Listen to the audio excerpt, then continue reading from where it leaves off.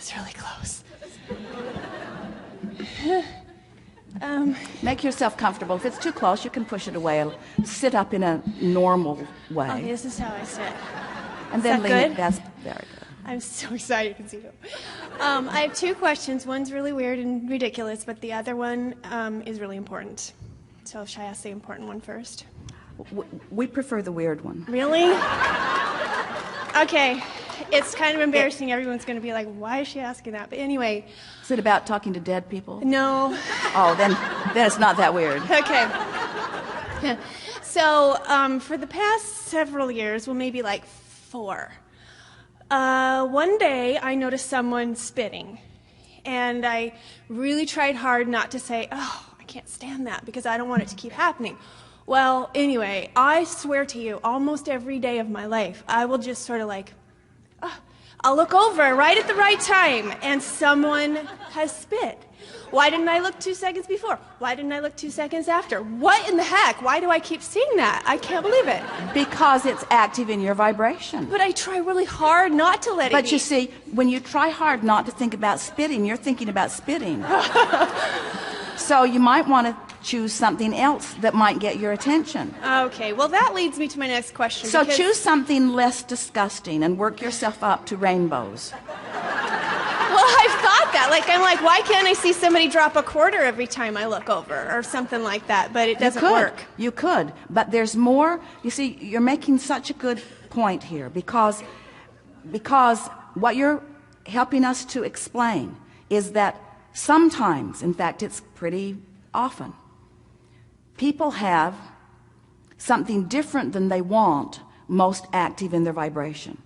Because every subject is really 2 subjects. It's like a long stick with wanted on one end and the absence of what is wanted on the other. So without even realizing it, sometimes when you activate a subject that you're trying really hard to be positive about, you're just activating it where you last left it. Okay. So on something like that, you could just ignore it and focus on other things instead. But what do you think?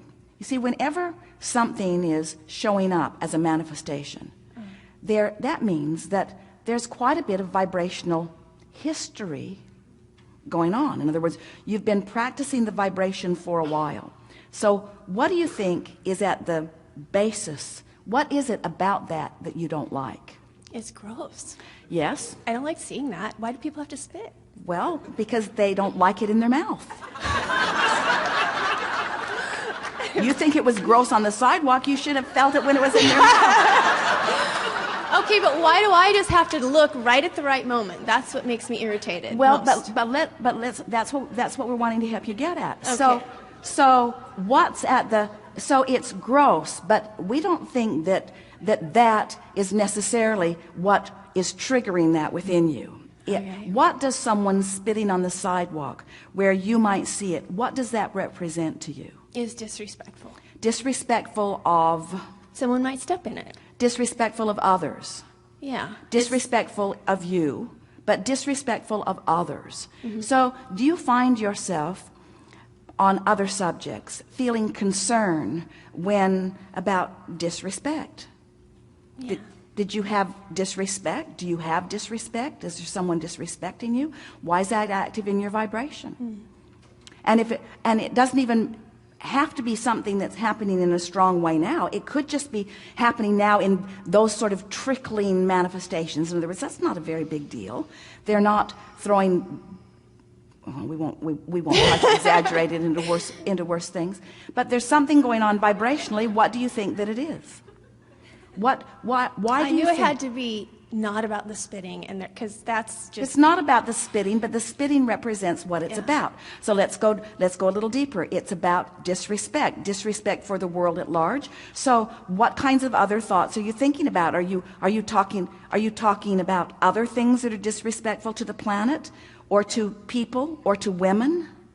In other words, what else is bothering you? Is that the only thing that's bothering you?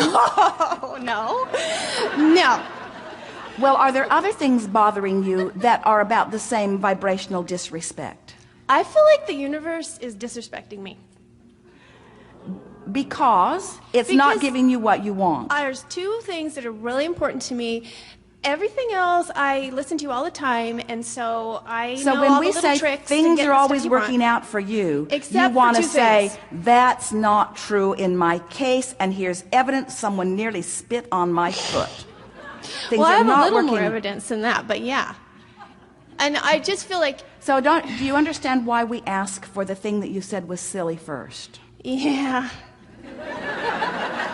Because always you sit here as a point of attraction, and everything that you're going to want to talk to us about is about something that's coming to you in response to the vibrational offering. And can you feel how when we began here today, the very first thing that we were saying in the very first segment is about how we want you to find a way to find self-appreciation. Yes. Because the universe adores you, but cannot yield to you differently than you're feeling about yourself. And you got people spitting on the sidewalk. Yeah. Which is a sort of indication of how you're feeling about yourself. Yeah. And that's my question, is if I'm doing the best I can, because I don't think I can do this, really. Well, that's the most significant and wonderful thing that you're saying. When you're saying, I'm doing the best I can, Yeah. that's a really good statement, because that means I care about me and I am making an effort to do it. But let's soften that statement, because what you're really saying is, you're saying, if I'm doing the best I can, but what you're actually saying vibrationally is, I'm thinking I'm doing the best I can, but I must not be doing the best I can. No, I'm because not. It's not. I can't. Can't the universe meet me halfway? Can't it say, well, I mean, how many days in a row do you have to do the things that you talk about in order for something to happen? Because I just can't keep it up. You don't have to, not any days in a row and not any hours in a row. You just have to get there, and then everything falls into place. So, Get there. well, you I'm see, not programmed that way. you're right, because you've been programmed by an environment that has been indicating things differently than the way the laws of the universe are working. But the wonderful thing about coming into conscious awareness of how it all works is that the universe won't meet you halfway like your mother might. In other words, you might throw a fit as a child, and your mother might try to soothe it through some sort of distorted response. But the universe will not respond to your tantrums. The universe insists that you find the vibration. The universe insists. So am I doomed? Yes, you're in this way. You're doomed to more contrast, and you're doomed to launching more rockets, and you're doomed to more manifestations that indicate what you've been feeling vibrationally. In other words, there's so much about what you're living that is going well, and Yeah, some of what you're it is. living that is not the way you want it. A few weeks ago, Esther woke up in a hotel room. It was the week before Long Beach, and she was in extraordinary discomfort. She did not know what was wrong, but she couldn't stand up. It was the worst physical discomfort she had ever felt. So she went to the emergency room because she could not imagine, she could barely get there, and she had a kidney stone. Not fun. But it was not out of alignment with some things that she had been thinking and feeling. In other words, so did she say, Abraham, am I doomed? The universe didn't just spit on the sidewalk in front of me. The universe yielded to me the single most unpleasant 12 hours of my physical experience. Am I doomed? Or is it a temporary manifestation that reflects some vibrational turmoil that gives me insight? In other words, it was not a difficult thing for Esther to do some matching up, and it's not a difficult thing for you to do some matching up. But you're starting with a flawed premise. You're starting with the flawed premise that says the universe isn't on my side when the universe is on your side. You're the only one who can ever not be on your side. And you only do it a thought at a time, a thought at a time, a thought at a time, you see. So next time you see someone spit on the sidewalk, stop and laugh and say, thank you for that. It's just evidence that I'm still not being as good to myself as I could be. You see. Okay. not being as good to myself as I could be. But I'm not doing the best that I can do. I'm doing the best that I'm doing, but I can do better. I can feel better about me, you see? I can feel better. I can look for more reasons to feel good. That's all that it is. You're going to hear a whole lot more as we're moving forward. But we'd like to leave you with this sort of stream of thought. I'm doing all right, but I want to do better. And there are a lot of things I don't like, but there are a lot of things I do like. And I'm really happy to at least begin to be beginning to grasp the understanding that I do have some measure of control over my own life. And I'm happy, these are our words, not yours, but these are the words that we want to become yours. I'm happy that the universe never distorts my vibrational offering, that it always gives back to me how I'm feeling about me. Because how am I going to know how to adjust my thought and my vibration if I'm not getting consistent response from the universe? So I like the response I'm getting. When something happens that thrills Esther, she stops every time. Sometimes she makes a memo note of it in her iPhone. Sometimes she calls someone and tells them, but she stops nearly every time when something wonderful happens and acknowledges my point of attraction equals that. And I like both, you see. When something that she doesn't want happens, she does the same thing. She stops and acknowledges my point of attraction equals that. My point of attraction. My point of attraction over which I have complete control. My point of attraction. I have the ability to change that thought one thought at a time. One thought at a time. You're surrounded by a world of thinkers, and the variance of opinions in the world that surrounds you is astonishing. And yet you're running around, most of you, trying to get other people to agree with you. That's not why you came. You didn't come for agreement from the peanut gallery. They're not ever going to agree. You only need to find agreement with the source within you, who is there, loving you, adoring you, proud of you, happy about where you are and where you're going, ready to reveal to you in every moment exactly how you're doing, and never one time ever criticizing you for where you stand. And that's why you feel negative emotion.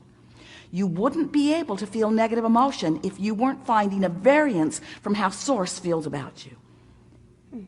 Your negative emotion means I'm thinking something source isn't thinking. So do you think that when I see someone spit, that's the universe saying you're not in alignment?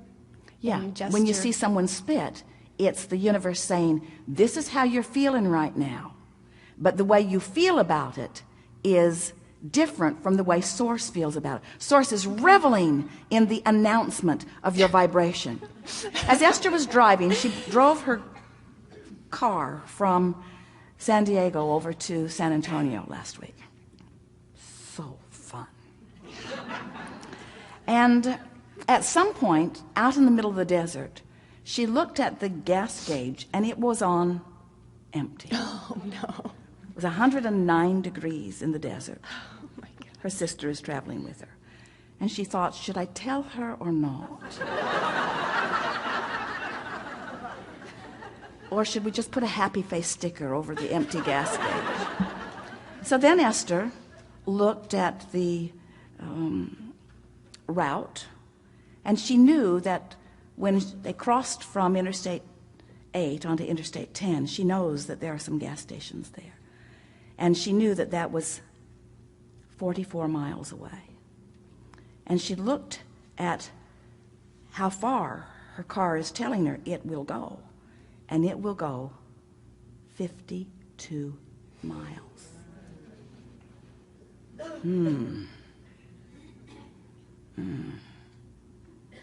I have 4 miles of fuel, provided this thing knows what it's doing. I think I'll slow down a little bit. Maybe use a little less fuel for this 44 miles. So Esther's indication showed her that she wasn't really watching what she was doing. But it wasn't out of being negative. It was out of just not paying attention. In other words, don't you think it's possible that you could just be bipping along and not be paying attention to everything all at the same time?